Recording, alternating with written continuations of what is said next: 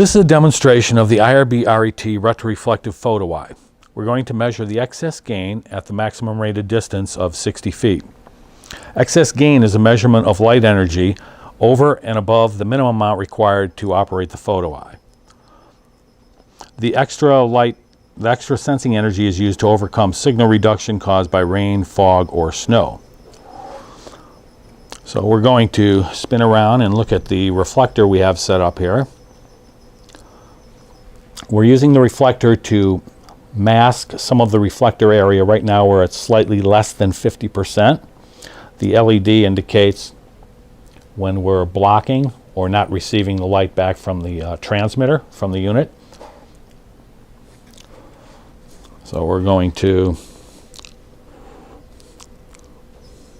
reduce the area down to about 25%. So this would have an excess gain of about 4. And we're going to go even smaller. So now we're in an area where we have an excess gain of about 8. And now when we get to about 1/10 of the exposed area, we're down to excess gain of about 10 to 12. And again, if we open this up slightly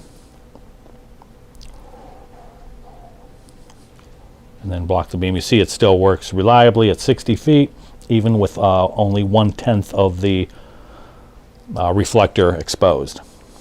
So that's the excess gain for the IRB-RET, which exceeds a ratio of 10.